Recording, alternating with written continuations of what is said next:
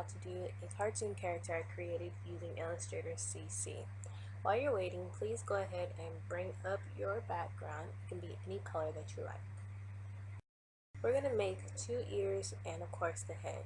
Use the ellipse tool to make the 3 ovals. Use the curvature tool to find the 3 shapes as seen below. Now we're going to join these 3 shapes. Use the Shift Control F9 to bring up the Pathfinder box.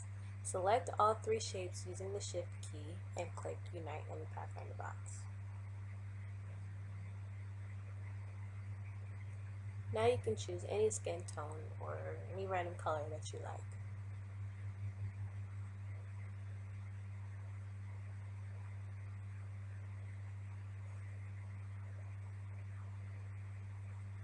Next, we're going to do the neck and chest. Use the rectangle tool to add a rectangle shape overlapping the chin.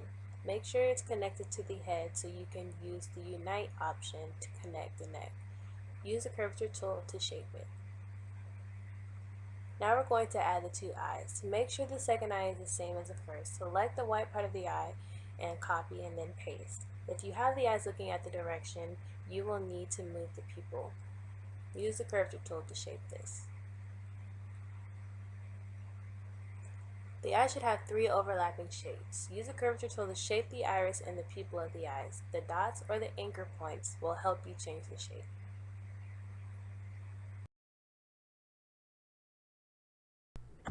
Now let's add the eyelid. Select the white part of the eye, then Control C to copy. Then paste behind the original using Control V. It's already selected, so drag upward slowly to make it appear. Change the color of this to make it a darker part of your skin tone. Now let's add the nose. Use the rectangle tool, then go to Effects, Stylize, Rounded Corners to make the corners rounded. Again, use the curvature tool to shape it how you would like. Now we're going to add the lips. Use the ellipse tool to make them as big as you like. Again, use the curvature tool to shape it how you would like as well. Also, don't forget to use the ellipse tool to make a gradient shape in the ears. This will give it a realistic look and not just a solid color. Also, this dimple in this picture is optional. Use the ellipse tool to make a crescent shape, then copy and paste and make the dark side go underneath.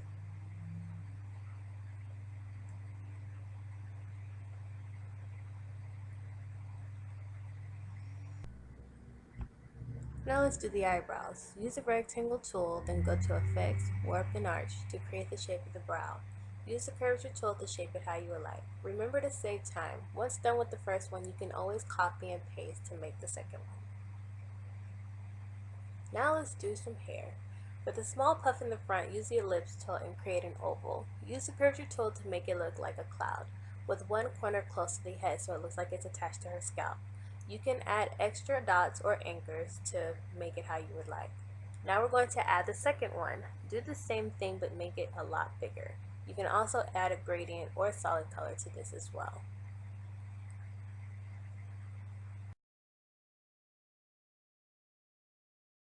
Now the third part of her hair.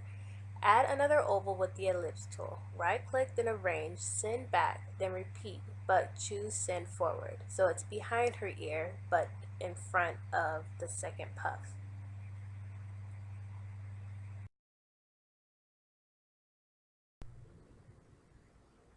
It should look something like this, aside from your color choices. Now we're going to add some bling. For the earring, we will use the ellipse tool. Then you will split the circle or oval with the anchor handle. Use the curvature tool to form the shape you would want for the earring. Choose a color and add a gradient if you'd like.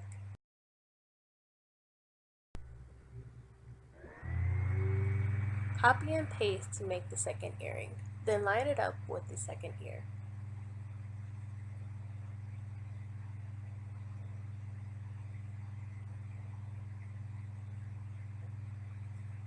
This is how it looks close up.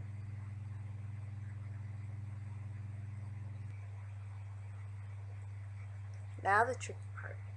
Use the rectangle tool to create a thin rectangle. Zoom in with Control plus and use the curvature tool to line it up with the eyelid. Add eyelashes if you like. And don't forget to copy and paste to do the other eye. Now let's fix her nose. Select the nose and copy and Control B to paste behind it. Already selected, drag it up enough just to show the top part of the layer. Select both layers, shift and click. Then use the minus in the Pathfinder to form a little piece of her nose. Use the curvature tool to shape it how you would like and drag it to align it between her eyes.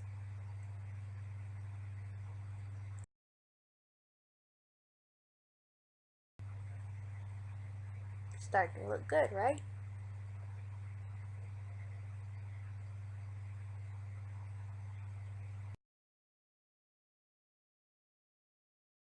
Now let's give her some body. Almost finished. Use the curvature tool and click by the neck. Then add several dots, using clicks, in the area to make a shape of her upper body. Make sure you connect the last anchor with the first anchor. Fill it in with a color or a gradient. This is how it should look.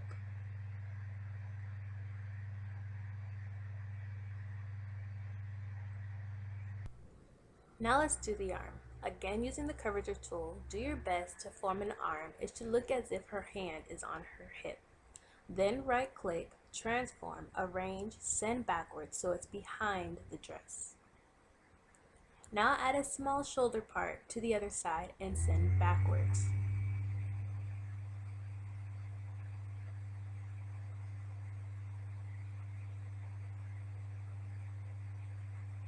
Now let's do the bottom of the dress.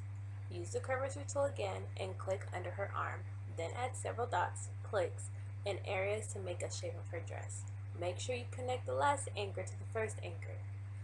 Then shape it up to make her dress flowing. Now let's add the legs. She's got to walk, right? Using the curvature tool, form a leg and foot. Color and gradient. Copy and paste to make the second one. Send them backwards behind the dress. Now let's do the shoes. They don't have to look like mine, but here is what I did.